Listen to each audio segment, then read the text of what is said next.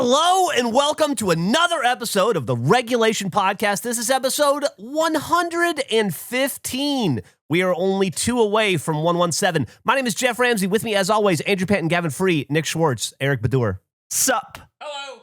Hello. I'm excited to get to the bottom of some stuff in this episode. This is some recapping. Oh, we got to the bottom? A lot of people anticipate. Well, you know, we talked about how we had a coffee news meeting.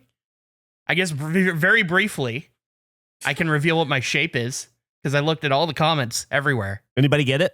Nobody got it, and I didn't expect anybody to get it, but it's kind of cool if you, like, sort of my thinking of it was if you were to create a Rorschach that meant something to you, finding the other person that saw it the exact same, kind of cool. That person, unsurprisingly, does not exist.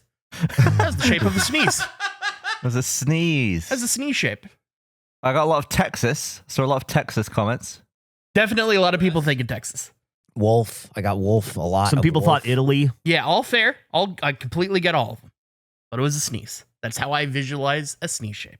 As I've sat with it over these last few weeks, I tend to think you did a pretty faithful job. Yeah, I'm happy with it. Not exactly what I would want, but pretty good. Lost some translation from the pen to the finger. But I think more excitingly, we had our coffee news meeting. How did that go, everybody?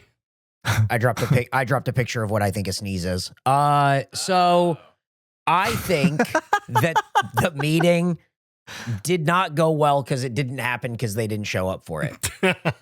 They stiffed us. It was really annoying, too, because we were about to go into another recording, but it was like, we've got that meeting in like 45 minutes, so it would be silly to start a recording. Yep. So we just waited for some reason. Well, it was for a thing we wanted. We wanted the coffee news thing to happen. So that is how we acquiesce and go like, oh, okay. Like that's what we have to do. Yeah, they just didn't show up. So I emailed and I said, hey, happy to have this conversation over email. And then they emailed a little while later and they said, oh, sorry for the missed appointment. It appears that we had a calendar connection issue on our side. Let me know when you want to meet again. And I said, no, happy to have this conversation over email. So I think we've locked in a piece. I'm waiting for them to get back to me about what our next steps are to actually get it started. But I think we'll probably be moving forward with coffee news. So shockingly, we did not have to have a meeting about it, but boy, they wanted to. I'll tell you one thing. Right now, veteran owned. That's what we are. Oh, we have to be veteran owned. Yeah. We're a veteran owned business, guys. We noticed that all the ads in coffee news all say veteran owned. So we figure that must be a big selling point. And since technically I'm a veteran, we get to apply that to our ad as well. We do. Why do you say technically? You are. Yeah, I guess just straight. Well, technically, untechnically. I don't know. I don't think of myself. Listen, I was in the Army for 5 years, which is a quarter of a career. I recognize that that's a significant chunk of serving my country, but it was so long ago, and I feel like such a different person that it genuinely doesn't feel like me when I pull it out. You know what I mean? You gave 10% of your life. I did. Well, yeah. I guess now thus far. The percentage gets lower as you get older. I mean, 5 years is like not of like no consequence. Like, hey, Nick, how many years did you spend in the military? None. Yeah, exactly. Me too. So I think 5 is a lot, just sort of by the numbers. Yeah, no, I agree. It just, it was 30 years ago now, I was in the Army from 1993 to 1998. I'm not trying to equate the importance of these two things, but like, I had a Blockbuster membership for like 10 years. I wouldn't think of myself as a Blockbuster veteran at this stage. I do. I think I still carry my card. I still have my Blockbuster card. Card-carrying Blockbuster veteran. Jeff, if you had to do another 5 years now, though, you'd be like, Jesus Christ, that's so long. Well, yeah, because the only people in the military at my age are 3-star generals. I'd be sucking fucking wind having to go back in as an E4 in my 50s. It'd be brutal. E4. Yeah, it was my rank. E40. E50. E50. I think putting veteran owned for this podcast is going to trick a lot of people, and that's really, I think, what we're all about here with Coffee News. But it's not a trick because I am a veteran. Right. And then there's going to be Technically. other unsuspecting veterans who are eating sandwiches at Tucci Subs going, oh, veteran-owned podcast. I better check this out. And they go, what? That's not what a sneeze looks like. What is this? They're going to listen to an episode and hear a conversation about why this is veteran owned and the percentages of ownership that is veteran. 20%? I'm the kind of veteran, 20%, yeah. I'm the kind of veteran that when other people find out I'm a veteran that are also veterans, they don't believe me. I have to convince them. I don't look like ex-military. I feel like you're the kind of veteran who doesn't stand at the baseball game when they say, if you served in our military, stand up so we can like give you a round of applause. Yeah. You sort of like you bashfully half stand and wave and then sit down quickly. I'll do like a get 70% out of the chair. Yes. Kind of take it and then bow as I'm rushing to sit back down. Yes, I've seen it. I've seen it. I don't want any kind of credit or anything like that. No, I love that our veterans are represented in that way, and I clap my ass off. But I don't know. All the credit to them, you know. I feel like I've seen you do the half perched in a chair, hat off in one hand, like arm above your head in the other hand to be like, hey, and then you sit so quickly back down. Yeah. I can like see it. That's great. I think you should have some more ownership over it, Geoff. I think you did a great job. Oh, thanks, man. Well, I'm very proud of my time in the military. I just, I don't know. It feels braggadocious of me, not like to anybody else. Anybody else that's a veteran or has like a veteran license plate or anything, I'm like, fuck yeah, man. But if I were to do it, I'd feel like I'm trying to brag or be ostentatious in some way. I don't know why. I view myself through a different lens than anyone else on earth, but I do. I think that's your whole life. Of the other four of us, who do you think would have the best career in the military? Easily Nick. Thank you. No problem. I agree. Easily Nick. Yeah, I mean, like his dad was in the military, so it's kind of like a nepo situation too. So he'd get all the breaks. Okay. I don't know if it's. I don't think nepo works that way. Yeah. Nepo military brat. Ugh. Yeah. Okay. That's how that works. Oh, Christ. So we're gonna be coffee newsers eventually. We are. Hopefully, if they get back. I have a question about that, Eric. Yeah. Do you know, because I'm not on that email exchange, do you know, will we be designing the ad ourselves or do they design it? They will be doing it for us. Okay. I was about to get into that. That was a crazy curtain to have pulled in this process. Yes. Is learning that they designed the ad. Yeah. So it's a full package suite that they have based on like how many weeks you go in for.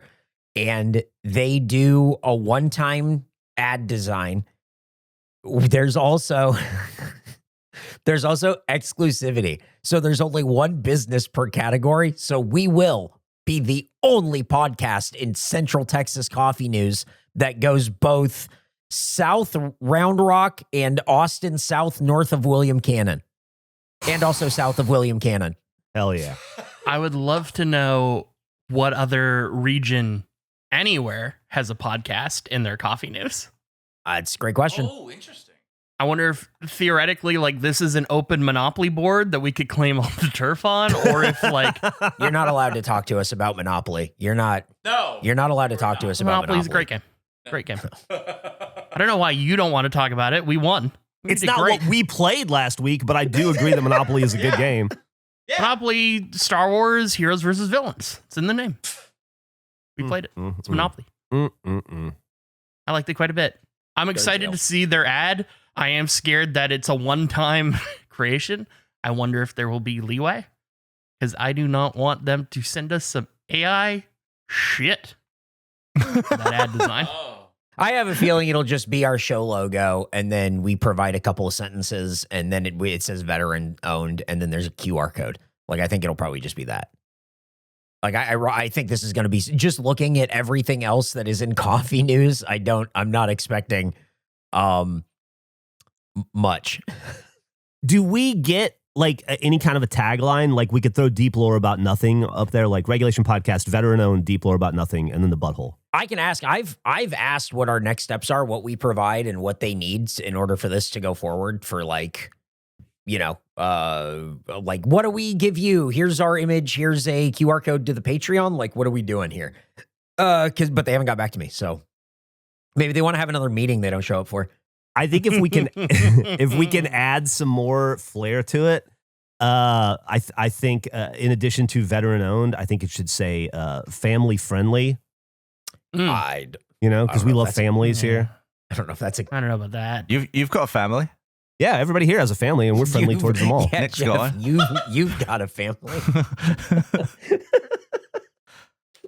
I feel like it always says veteran owned and operated. Have you ever seen an ad that was owned but not operated? There's certainly businesses that are owned by people that don't operate them. Very good point. I don't think I've ever seen that. Hey, while we're wrapping up loose ends, Nick, I don't know if you remember this, but you asked me to put a note in my episode file to remind you to tell a story today in the podcast. I did. I wanted to tell this story on the podcast because it was relevant to a couple of things that have been going on in the regulation universe. And the first part is, a few weeks ago, we were talking about how I send pictures of squirrels and birds to Eric, even though he doesn't want them. Yeah. And then we had the discussion about, oh, you and Geoff are really into it. You guys should start exchanging pictures. And Geoff and I can't speak for Geoff, but I can say that over the past couple of weeks, I've had a lovely time sending pictures to Geoff and videos. And he's been sending them back, and we've had a little bit of a nice rapport going, Geoff. I've really enjoyed it. I have too, man. It's been great. I think I sent you a Blue Jay. You sent some Cardinals. And it's been really wonderful. And then the other night, got an alert. And it was like midnight. I'm like, that damn squirrel's back out there again. So I walked outside and saw something dart along the fence line. And I thought, I got to keep that squirrel away from this damn bird feed. He keeps eating all of it and spilling it all to the ground. And then I went back inside and I was like, you know what? That was really weird. I never really paid attention to the night vision on this camera before. And so I watched the video back and I'm like, that's a really weird looking squirrel. And then I noticed that it had a very long tail. Oh, no. And then I went back out there and saw a rat scurry along the fence line. And where there's one rat, there were many rats. They followed you home. They followed me home. They did Toy Story style. They hung onto the back of your bumper. Dude, Sideshow Bob strapped himself underneath. Luckily, well, for him, he didn't hit any speed bumps. But our little back and forth has to end for a while I figure this out. And so you won't be getting any pictures of anything for a while. That's no problem, Nick. Here's one for you, by the way. I meant to send you. Oh, thank you. Do you think maybe the new rat turds at the office are coming from you? Like they've shat on your back or something without you realizing and you're just bringing them into work? Maybe you've got a small hole in your pocket and you're just dropping rat breadcrumbs everywhere you go. I'm like a dog. I walk in, I shake off, and they just fall to the floor. I did notice, by the way, that RatCam has detected some movement at the office. Really? Oh. I'm posting the video now. Oh. Why am I excited about this? You want to play on the count of 3? 1, 2, 3, play. Okay. Okay, come on. Yeah. I need to get new command strips. That thing keeps falling down. It hung up there for a year. Oh, man. We have what does that sign say? I don't even No remember. soliciting? No soliciting sign. It says no soliciting, but it reminds us on the way out to not solicit on the outside It's- world, and it fell off. On the inside. So for people just listening, we have a sign over in our door and it fell. There's no rat. And it is a hilarious clong of the sign. Great noise. It was a great noise. Wow. I was so excited for a rat. I haven't seen one yet. I'm still scrubbing through though. Well, Okay. that's good news. Like, let's not be mad. It is. that we- Yeah. Absolutely. Well, it doesn't really matter to me. Publicly, I'm very happy that there isn't. Okay. Privately, I want the footage. I'm gonna send you guys the photo I sent Nick, but this shouldn't go up because I don't Okay. know who this dude is and he's in my neighborhood. That's fine. You put it up and then delete it. Yeah, I saw this guy walking around my street the other day. I meant to send it to Nick, but I forgot to. It is a dude. I had to run to get my camera to catch it. It's just a dude walking down the street holding a giant white bird in his hand. Oh my God. He was like Hell yeah. walking his bird. Yeah, he's got Cool. like a feeder pack thing on his Yeah. back, it looks like. Right in the middle of the fucking neighborhood. He's walking his bird. Yeah, That's big so ass white bird. I don't even know what kind of bird it is because I'm so panicked to find my phone to take the photo. Wow. Yeah, he just like took his bird out for a walk. Doesn't seem to be fixed to him in any way. I mean, if you walk outside for like a mile holding a dog, did you take your dog for a walk or are you just holding a dog? That's a good question. Getting dog walked. Hey, Nick. So rats are in your bird feeder. Your air conditioner goes out. Your fridge is on the fritz, and you need a new garage door. Is that your list? The garage door, I spent an hour on the phone with the warranty folks from LiftMaster, and they were like, well, check this, check that, check this. And I was just thinking, I'm not going to pay for this replacement. And then by the end of it, he said, yeah, it sounds like you need this part. It'll be there in 7 to 10 business days, and then we'll walk you through how to install it. Why are you what? I don't know. I don't know. I'm being cheap, but I don't want to pay money for a garage door opener that is 8 months old. It's under warranty. No, you're absolutely right. I had to get the garage door at the new house fixed, and it cost $1,000. Oh my God. How much is a new one of those? Because I've only ever had ones already in the house So expensive. or in the garage. How much is that? Well, A few $100? Oh, maybe I should put one in the house and my front I was door about can to open say. like a garage door. That That'd would be be cool. crazy. Wow, I never thought of that. No, I've never considered why is that technology only in the garage? Probably because it's incredibly loud and it like takes up a lot of room. It makes no sense, but boy, that would be a cool door. And big railings and chains are pretty ugly, but that would be a sick way to open the front door. Oh, what if it was like a bathroom door? That's like a fun prank. Somebody badly needs to pee and they got to wait for the door to slowly. All right, guys, hear me out. The office door. We can't even get a sign to stay on the office door. You want to install Well, now we won't need to because You it'll making be a shape? it'll be yeah, big square. I would love it if the door went up into the ceiling every time we went in. Why don't we just move into a warehouse that already has that? Because it's funnier on a human-sized door. human size. The door's for humans. I'm gonna get a garage door for my dog. I'm gonna teach him how to open the garage door. Shopify is the place for business ideas. Whether you have one already or just came up with the next great business plan, such as thank me later, Shopify is the easy tool to make it happen. They provide everything you need to start from day one. Shopify is by your side, including the moment you have your first customer checking out. With Shopify Checkout, it helps more people complete their purchase, and when they return, they'll have their details saved to make it even easier. There's nothing people love more than ease of use. Seeing customers easily check out provides so much relief and confidence in your business. With Shopify providing you with an amazing foundation, it frees up time for you to focus on growing your business.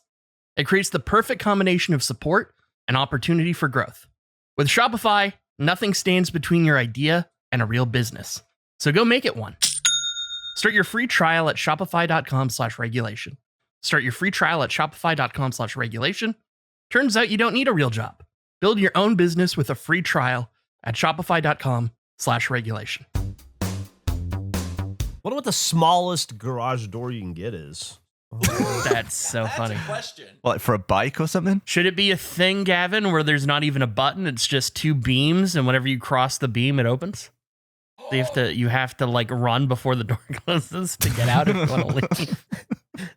Do you ever do that thing where the button to close your garage is at the back of the garage, but the one at the front doesn't work, so you have to press that and then run and jump over the invisible line before the Absolutely. thing shuts? All the time. Almost every day. Yeah. Indiana Jones, baby. We did that for Mega 64 for Aquabats had a TV show, and they were like fake commercials in the TV show. And we filmed one that was like an Indiana Jones temple run where a kid like dives through the garage and all this stuff, and then like slides under the garage door and everything. And then my dad goes, "Great job, son." Like it's a funny little thing. And Aquabats are like, "This is great." And then they came back to us and they said, "Oh, never mind. Standards and practices said we can't air this because kids die every year from doing this." I know. Oh, no. Isn't that crazy? Jesus. When I was like 6, Ow. we had a garage door in Oregon, a big, heavy, like wooden garage door.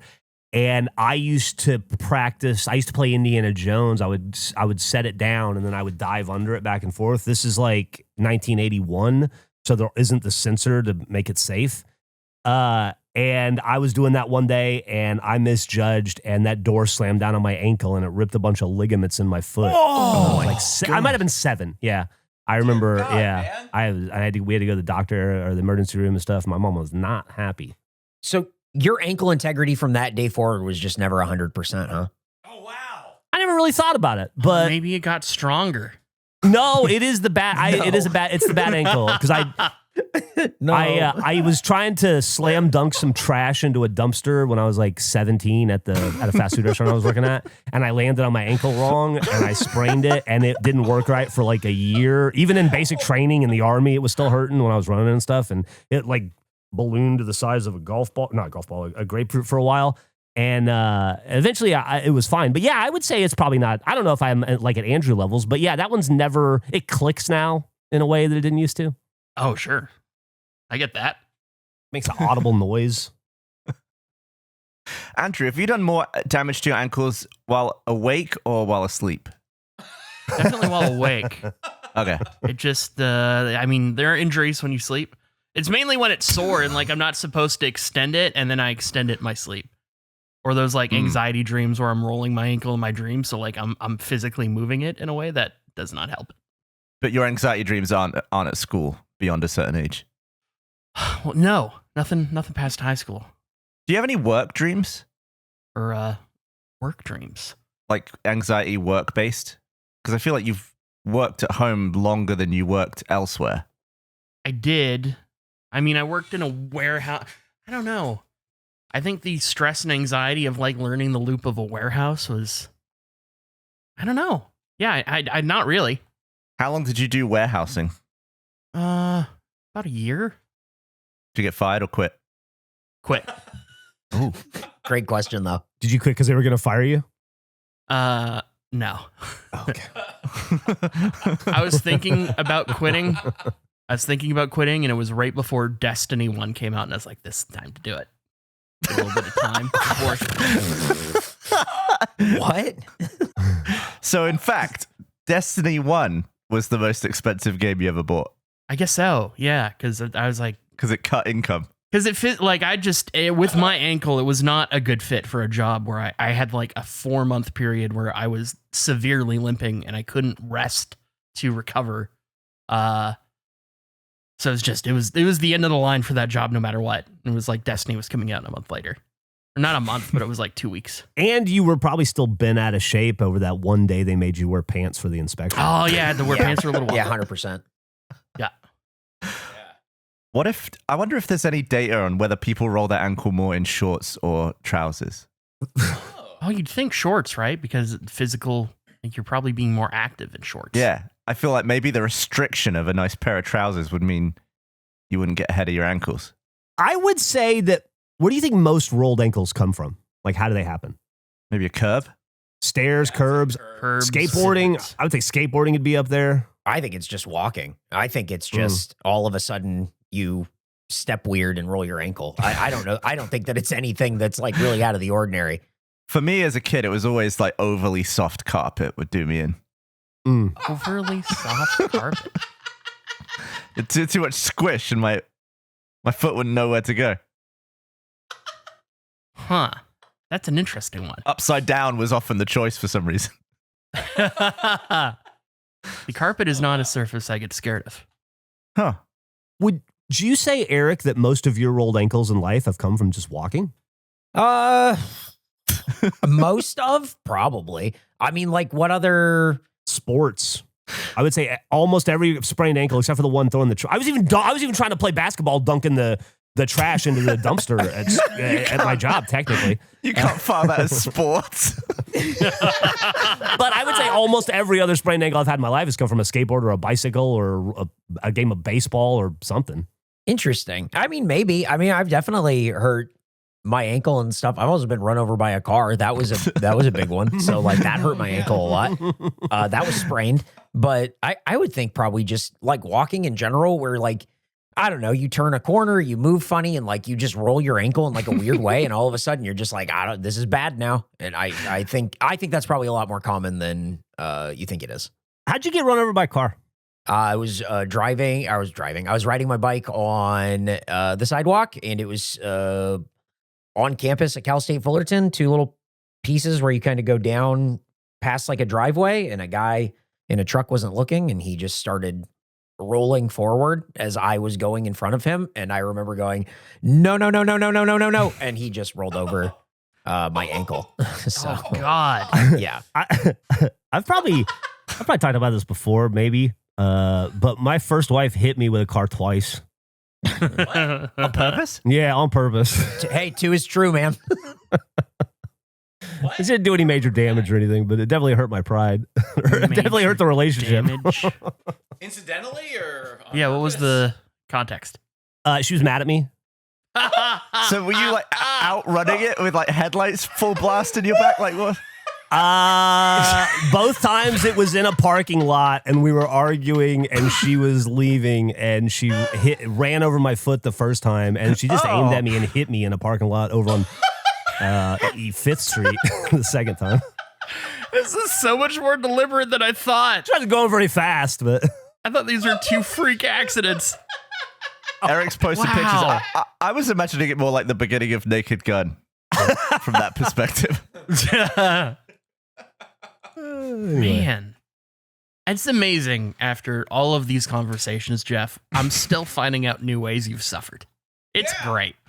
Oh, there's so many more. There's so much stuff I don't talk about on camera. I know. It feels like the well just keeps getting deeper. It's incredible. It's so interesting to live long enough that a lot of my early stories I just can't tell anymore. You know, Sure. like it's just no longer like it wouldn't play well on mic. But yeah, there's quite a bit. There's just something so funny to me about a rolled ankle. Like it sucks whenever it happens, but it just sounds and looks so much more brutal than it ends up being. That's some fucking ankle privilege is what I'm hearing. I don't know. I feel like I've properly like rolled an ankle. I've heard it crunch, maybe like 3 cracks, and then I've gone down and it's hurt for like a year, but then I'm fine. Okay. I don't, the year is a lot. It's a lot of time a to be in year pain. of pain. Yeah. It took a year to feel normal again. That's a pretty significant injury. I felt it in the cold, but I feel like nothing broke, and I've got a perfectly functional ankle. Like the fact that it recovered without any intervention. But I remember my friend Jed, when we were younger, he jumped off a hill, and when he landed, he banged both of his knees together, and it like completely paralyzed him from the knees down on both legs. Like he was walking around, he was like dragging himself around on his hands because he legit couldn't walk for like 30 minutes.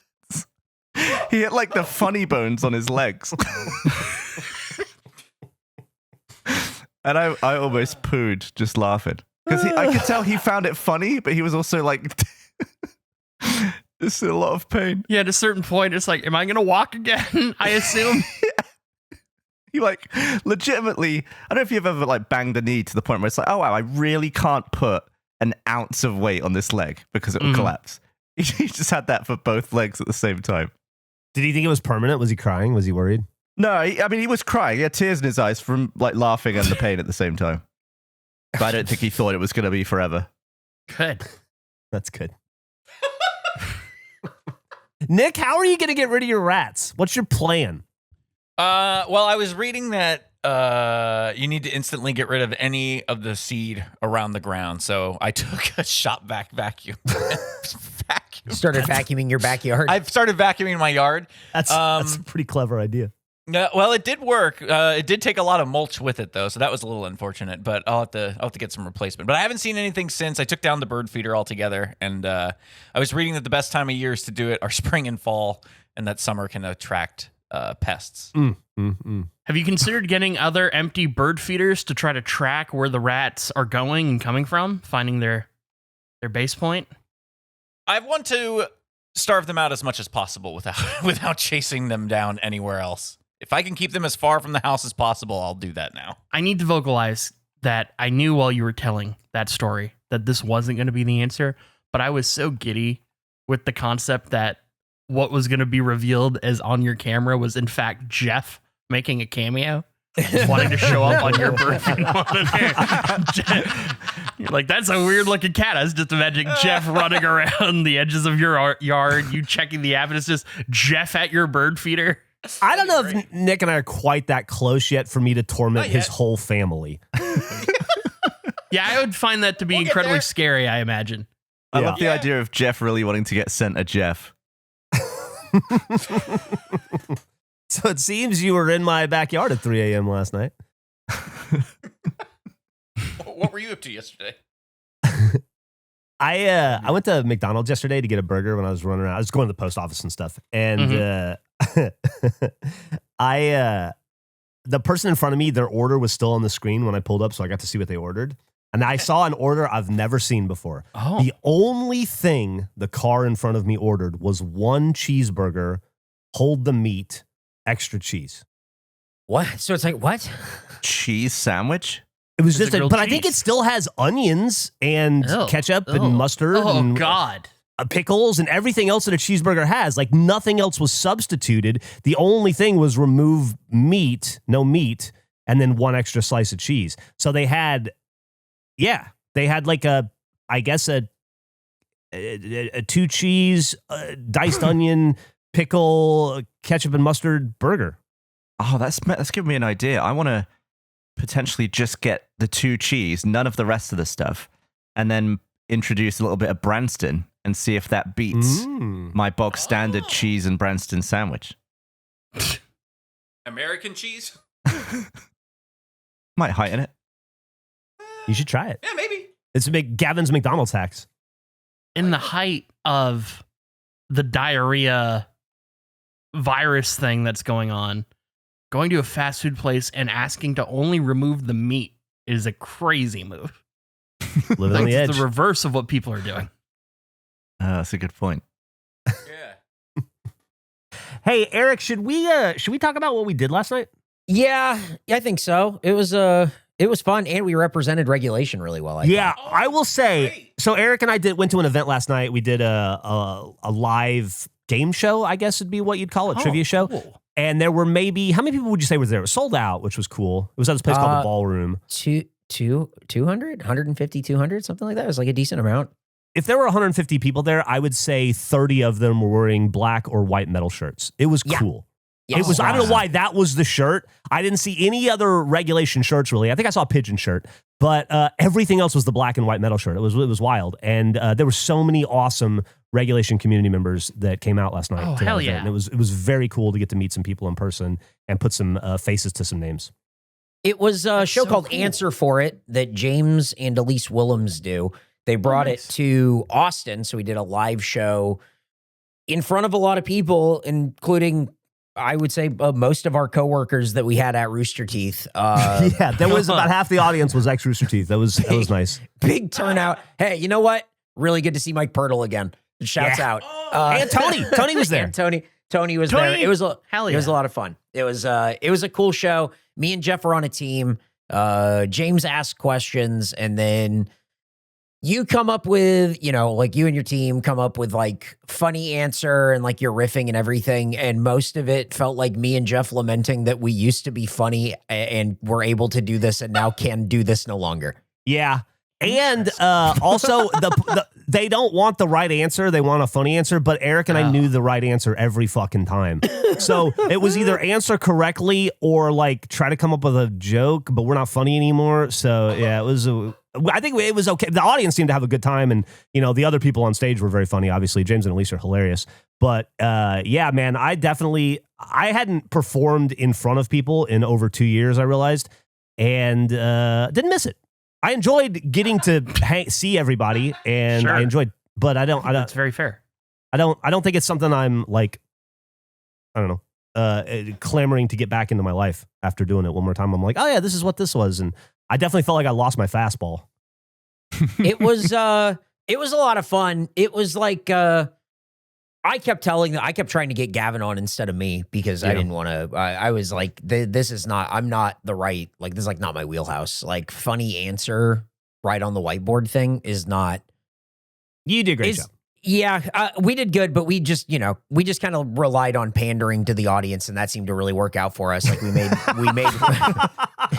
made Ray yell "Let's play," and I drew a foot, and I said it was for Nick, and so it's it worked out.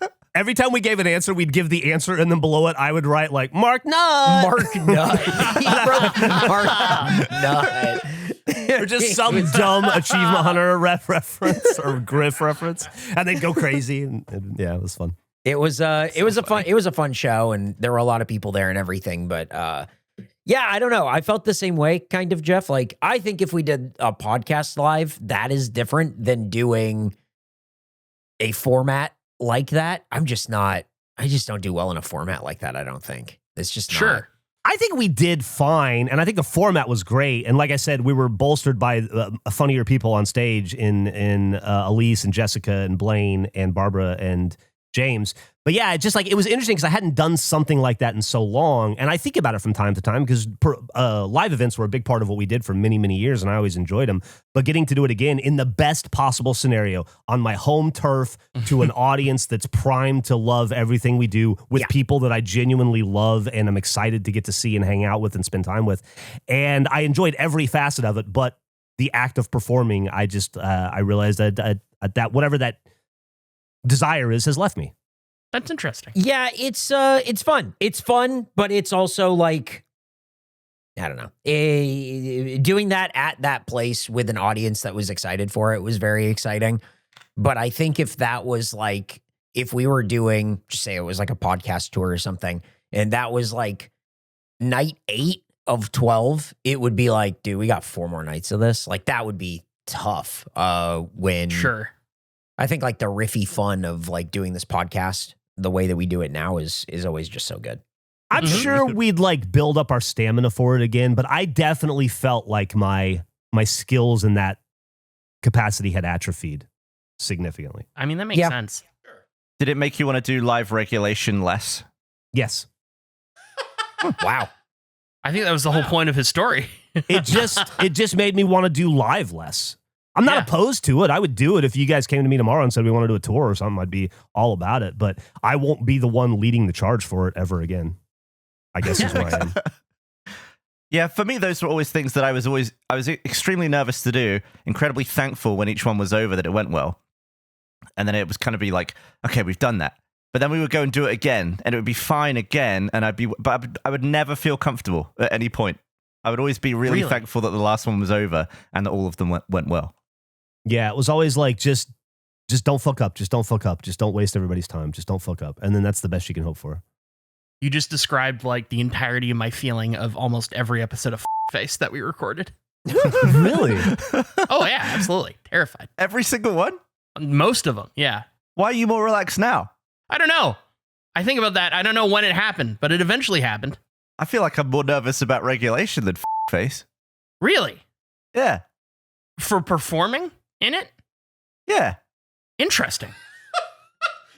We've swapped. I guess I gave you all my anxiety in that regard. Andrew got his 10,000 hours and he's hit that rhythm. And I'm probably more on Gavin's side where the stakes are so much higher now for regulation than they were at Rooster Teeth, or at least with Face, that I'm nervous all the time about it, I think.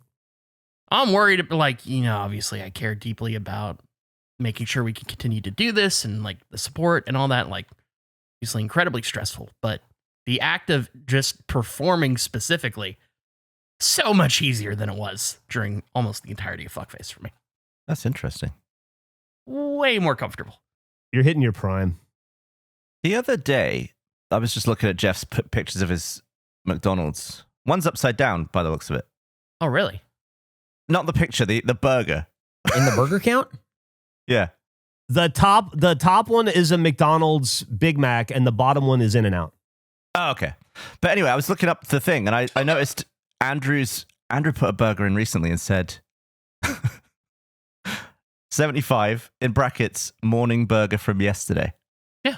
And I just want to hear more about this morning burger. Oh yeah. It's because Okay. like a breakfast sandwich, like an egg McMuffin, you said wasn't a burger. So you just had a full blown morning burger. I had a leftover burger that I had in the fridge. I was hungry. I grabbed it and I ate it. What time was that? I don't know. What time did I post it? Well, you said morning burger from yesterday, so I don't know, 6 p.m. the day after. Oh, I don't remember. This was such a non-significant moment to me that you are so captivated by. I am, because morning burger blows my mind. I've never woken up craving last night's burger. It wasn't even that I was craving it. It was just I had food readily available. It was leftover. Yeah. I just grabbed it. It was there. It was there. I get leftovers. I have leftovers for lunch. I'm hungry now. Yeah, I woke up. I was hungry. I wanted to eat something. I ate a burger. Now, a morning burger is not a typical thing in my menu, for sure. Like, that is, I don't know the last time I've ever had a morning burger. I probably won't have another one for a long time, I assume. But I mean, maybe I'm just imagining it worse than it is. What kind of burger was it? What was on it? I don't remember any details about this. This was just a burger amongst a sea of burgers. But is it a burger you cooked at home, or is it a No, burger definitely you wasn't. ordered? It would have been something I ordered from somewhere. Okay. Maybe like a McDonald's burger. Went out, got a McDonald's burger, had a leftover. I don't know. I don't know why you're choosing this investigation 4 weeks after it happened. Because We've had so many opportunities to talk about it. A, I forgot. And B, I think I would, if even amongst a sea of burgers, I would remember a morning one. I would remember all the details. Yeah, well, you have like 6 burgers a year, so I get it. I assume you remember all of your burgers. Yeah. Hey, Andrew, tell us about Burger 43. What one was that like? Oh, no, that was a special one. I have no fucking idea. Gavin, do you think you need to eat a morning burger so you can see eye to eye with Andrew on this? You don't. Yeah, dude. I do. I just can't imagine. Like, I've got no issue with the burger. It's probably a 6 out of 10 for me as food goes. Yeah. But in the morning, like I'm imagining like 9 a.m. I'm getting my coffee, it would probably be a 3. It just in my imagination. Put an egg on it. Put an egg on it. Yeah. He's got you there. Yeah, Nick's helping. Dude, they sell it that way at Whataburger. Let's go. I do think you need to try a legit standard hamburger for breakfast, Gavin, because you may realize that Andrew is so far ahead of you culinarily, and you had no idea. But what it's you were really missing out not. on. Like, Might you're be right. eventizing it in a way that was never part of my thinking.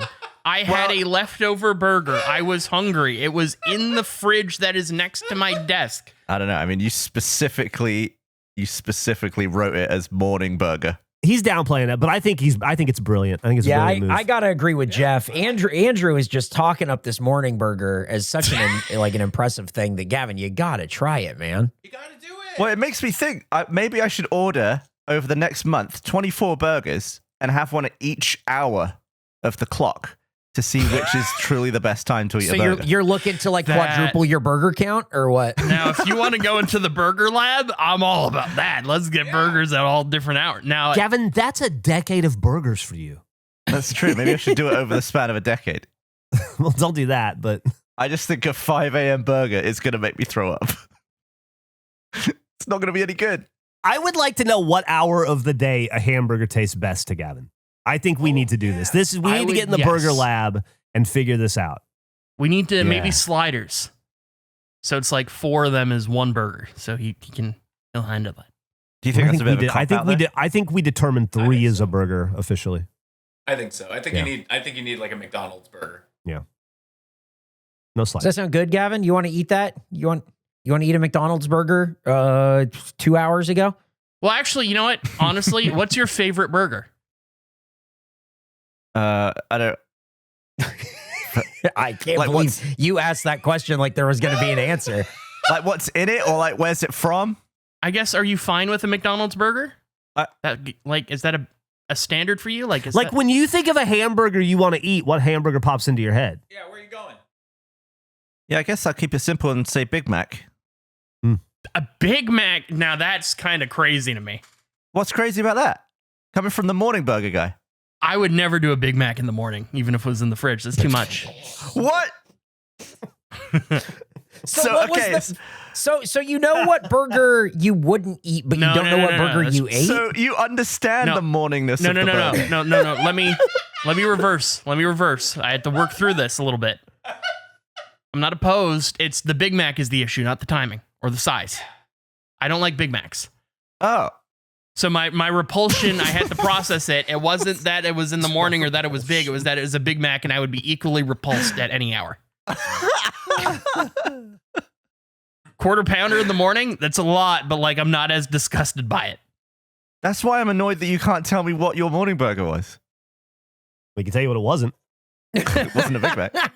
We're narrowing it You know down. what? I will look. I can see if I have a receipt or something, and I might be able to figure it out for you. Do we want to place any bets on where Andrew's burger came from? Is it possible the burger would have come from a place we're not familiar with? Like a chain or a local restaurant? Absolutely it is. Okay. Well, then that limits our ability to do this. It What about does. that place in the mall? That's what I'm saying. That's what immediately I thought of. It could have been a Joe burger. Did you order several and you only ate some? Is that why you had one? I believe so. I think I ordered 2 and I only ended up eating 1 the night before. And I put the other one in the fridge. And you reheated it? No. You ate it cold, didn't you? Yeah, cold. Man, a cold hamburger is not like cold pizza. It's getting worse.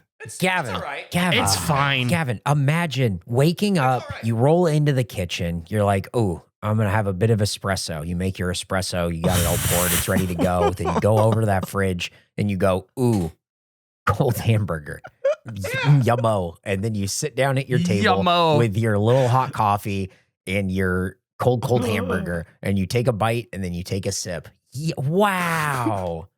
I want to be clear. Okay, well, we're not having a coffee. Not a coffee drinker, so get that out of my face. What are you drinking with this burger? Water. Oh yeah, what do you drink? What's your Like a go-to glass morning of water. drink? Just a Just glass water. of water. Yeah. When you wake up and you want to like start your day, is it just water for you? You Yeah. don't have like a No, energy drink? Obviously there's no coffee, no tea, no nothing. not an energy drink guy. Probably the healthiest thing. Yeah.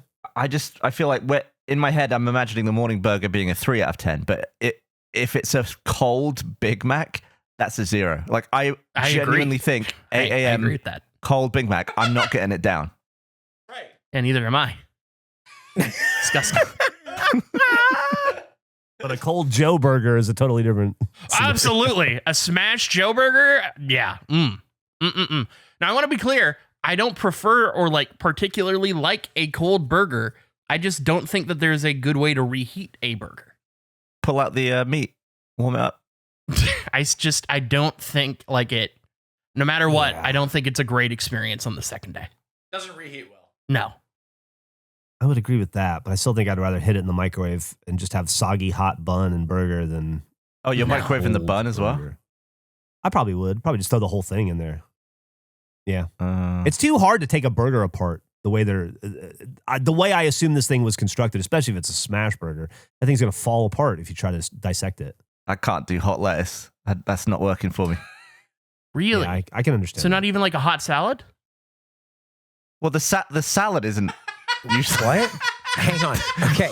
Hang on. Everyone, The- stop what you're doing. Everyone, stop what you're doing. Shut up and stop. What the fuck did you just say? A hot salad? Oh, okay. May not have been the best descriptor, but like when I make a salad, one of my go-tos is I will like cut up a chicken breast, saute it, and then throw it on some lettuce. And it's warm because the chicken is warm. And you describe it as hot salad? I have to go eat my hot salad? No, I wouldn't describe it that way, but it is a salad that is hot. But I see what you mean. I wouldn't describe it that way. 90 seconds ago. It's just when you said hot lettuce, I went, I like the salad, the chicken salad I eat, and that lettuce is hot, but it's not like Yeah, I it's- mean, it's not the same. It's I not a don't one. mind hot stuff in salad, but a piece of hot chicken in a salad doesn't make lettuce like steaming, piping hot. No, that's true. What about grilled lettuce? I didn't know What? you could do that to lettuce. Oh, it's the best, dude. It's good. Yeah, I used to grill endive all the time. It is so fucking go. good. It is the way to go. You're charring really like interesting. 98% water or something. Depends on the lettuce you're charring. And Yeah. so, what's your problem with that, dickhead? Oh, I'm sorry, I can't char it because it's 98% water. Oh, I didn't realize there was a ratio. Oh no, Grill Steve. whatever the fuck I want. I don't know why I got aggressive there. That's sort of weird that I feel like I hear a lot about how like the human body is like 80% water or whatever, but I don't hear that about other things. Celery? I don't know the water ratio of like any other being. Oh, like how much water is a rat? Yeah, exactly. Hey, let me look it up real quick. Like I hear that in conversation about people all the time. What is the volume of a rat? They got more fur, so it might be slightly lower. Depends on how loud they squeak. That's an audio guy joke.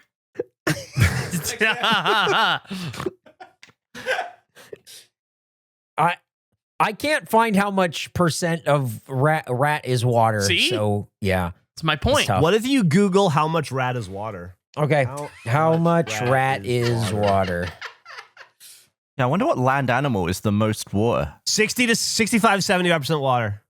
Ooh, sorry. I see 70 to 75% water. Ooh. So now what? I wanted to go both ways. I want to know what sea animal is the least water. What is a rat's weakness? What? Dehydration.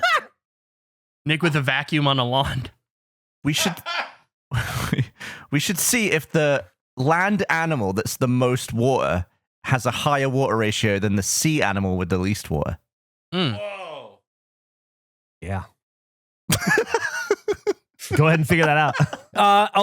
I'm seeing a lot about hard shell invertebrates like mollusks and crabs being 50 or 60% water. So They got nothing on a rat. yeah, Yeah, rat snail is looks a wet as rat is more water than a crab. Rat is more water than crab. I think the difference is rats and people, we have to carry the ocean with us wherever we go, whereas the crustaceans are already in it. It's a great point. Yeah. Yeah. That is a great point. We are our own body of water. Has anyone question. Do you think? Go ahead. That's unrelated. Do you want to continue on? Well, I was driving this boat away. mine was pretty related, but mine was a little Okay, just a you go, throwaway. you go. I was wondering do you think ever a hermit crab has come out of its shell because it's getting too big and accidentally picked a human as its shell? What? What do you mean? Sorry. Like a dead human? Where in the body? I don't know, just like crawled into like a crevice of a human and just lived in it. Which one? Which human? Which human? Oh, which crevice? Well, obviously the butt. But Yeah, like butt or a fold Mouth. or like crotch. is the human aware of this? Yeah. Well, I don't know, but I'm wondering like what kind of decision making does a hermit crab have where it's like this is the thing? Because I feel like they've used human made objects before. Oh, like a can? Yeah. The medical term of having crabs would be so different in this world. There's no way you'd have more than one. You don't think so? There's so many crevices. I've got crab. Do they?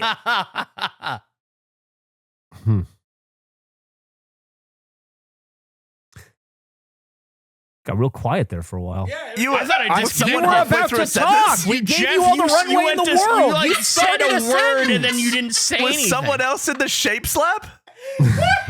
Yeah, I just didn't have anything. What was that, Geoff? I figured somebody would. I figured one of you guys would dive in when you felt the silence when you Didn't realized I wanna didn't have interrupt nothing. you. We didn't want to interrupt Geoff. No, I didn't have nothing.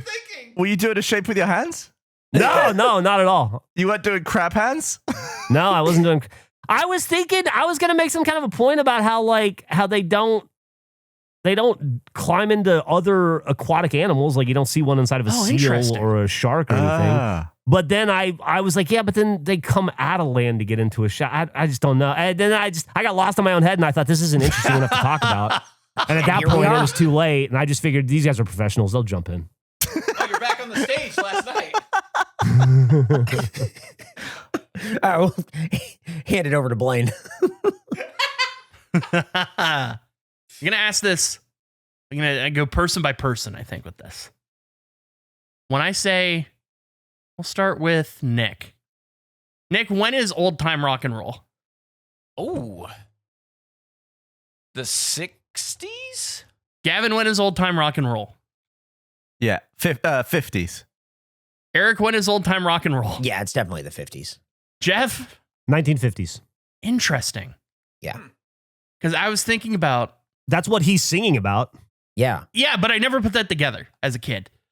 This was a wake up thought. I woke up and this is the first thought I had.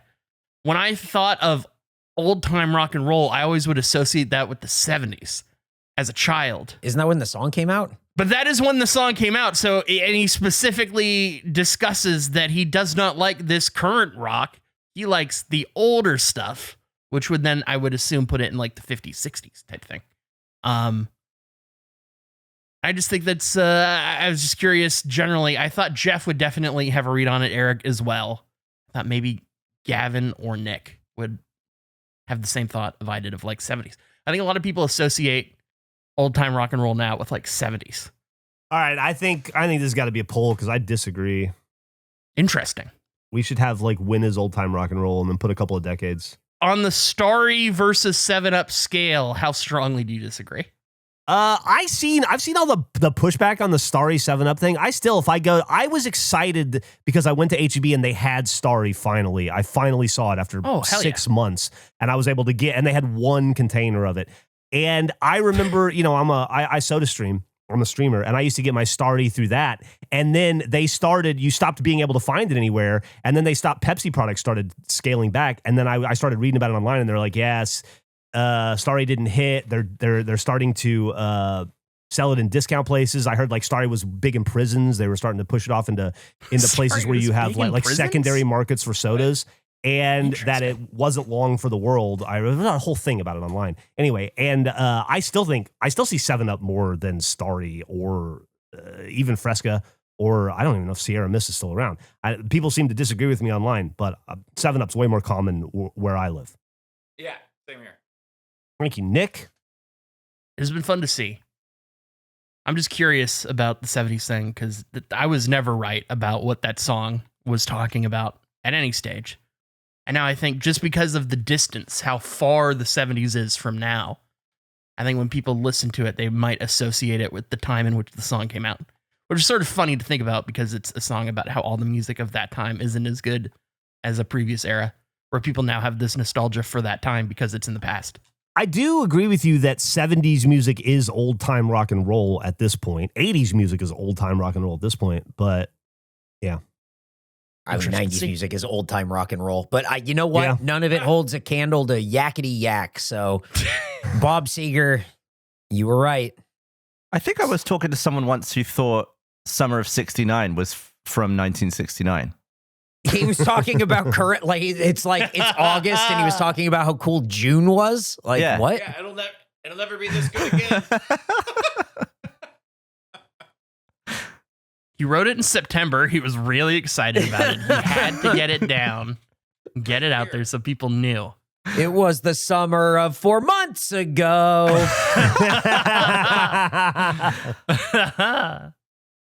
Geoff, did you drop that the San Francisco regulation fans, that picture? I did. I saw that on Reddit. I wanted to point it out. At a recent San Francisco Giants game, on the thank yous wall that they show up between innings, someone in the community thanked the San Francisco regulation fans. I thought that was really cool. That's so cool.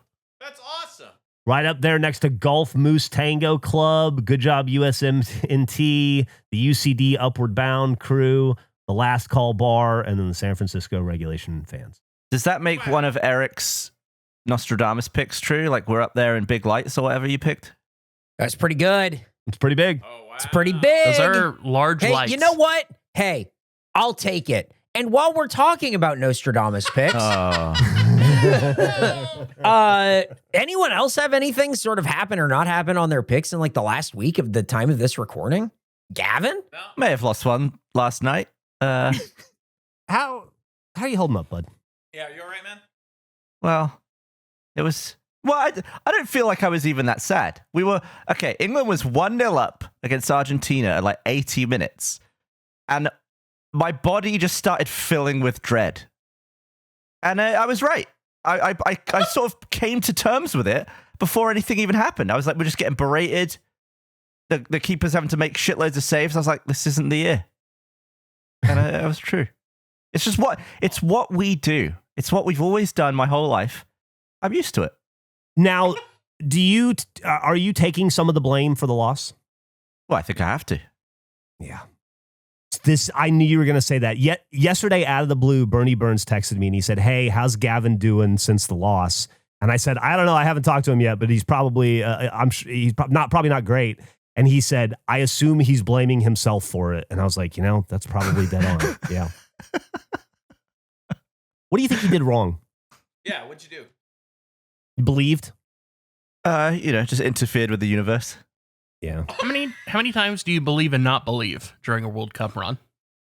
I would say I'm 70-30. 70-30? Favoring not believing.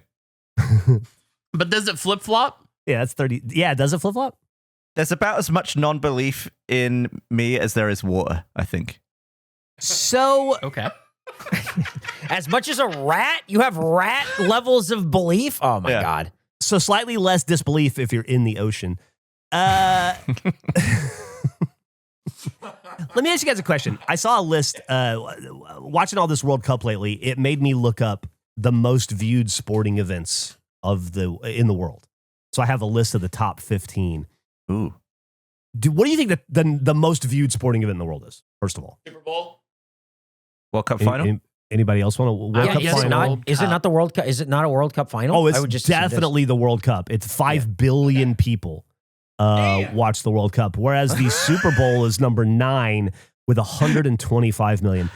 You look at this list, and it's like, I look at this list, and I was like, man, shut the fuck up, America. Our sports suck. Yeah. The NBA Finals is number 15 with 10 million viewers. It's the most important 2 weeks of the year in my life. And it's so fucking infinitesimally small compared to the 5 billion people that watch the World Cup, or the 3.5 billion people that watch the Tour de France, or the 5 billion people that watch the Summer Olympics, or the 800 million people that watch the World Cup of Rugby. Well, it's Nick, did you think Super Bowl would have more viewers than the World Cup?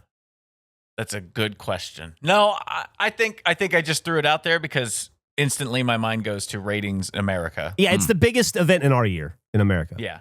Yeah. Yeah. Well, aside from probably a Mr. Beast video. Yeah, they're neck and neck. That's a good call.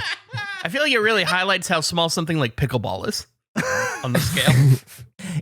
Even though the Champions League final is bigger than the Super Bowl, it has 145 million viewers. Super Bowl does 125. Whoa. How many people are in the UK, Gavin? Like 70 million or something? It's not a lot. 68 million or something. Yeah, that's crazy. But the Champions League is more than the UK. I understand that. Yeah.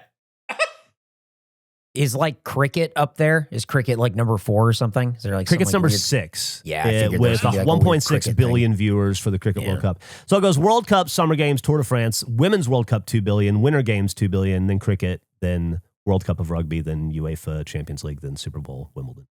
A lot of sports that the U.S. isn't as good at. Yeah, World Series 34 million, 3 times as big as the NBA Finals.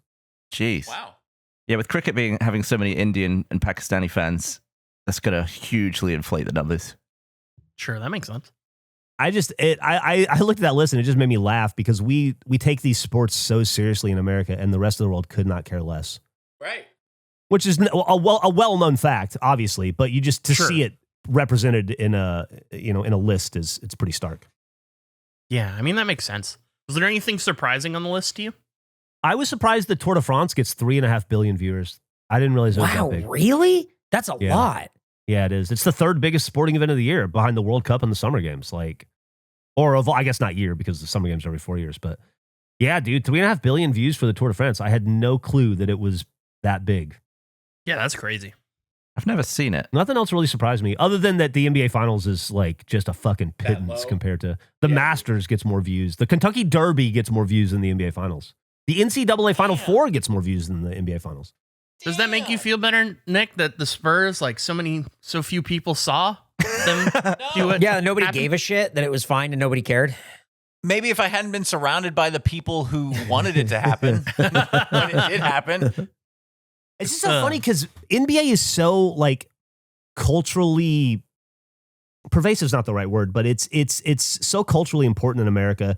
It's a leader for fashion and for music and for so many things. It's I would say it's the sport that's the most imbued into the pop culture, yet it's by far the least popular sport in terms of viewership. You think it's because the series are too long? Yeah. I think the season's too long. Yeah. And I think they make it impossible to watch. So how are you going to be a fucking fan if you can't watch your team in your town? It's a great point. Get fucked. Get fucked. Get fucked. Much like Jeff's ankle was under a garage door that was made out of wood. Ankle got fucked 45 years ago. 45 years ago. I can still see painful. that door like it was yesterday, though. And I still remember it Man. happening. And I was thinking, actually, after I told you guys this story, I think I've never admitted the truth to my mom. I think I've been maintaining the lie that it was an accident the entire time. Whoa. And I think if she might be finding out, listening to this episode, that I was Indiana Jonesing the whole time and not what I told her was I wasn't paying attention and I fell down and then it landed on me. You should call her now and ask. No, I'm good. I don't get in trouble. I'd like to wait a week. That's very fair. Oh. Well, shall we wrap up? Yeah, what time should my first burger be? 9 a.m. When do you want to start? 9 a.m. You want to start? Okay. I was going to suggest noon. What answer did you want? He wants to ease into it. Yeah, tonight. yeah. Nick's right. I thought I was going to ease into it. What do you think? Spin the wheel. Like, what is? Yeah, there you go.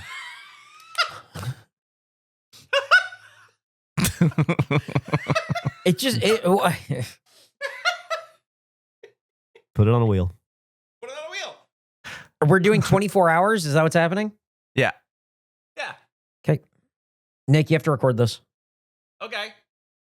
What about you? Well, I'm not doing it. So, Nick, you have to record this. Okay. That's easy as that, I suppose. And that's why Nick would be great in the military. Yep.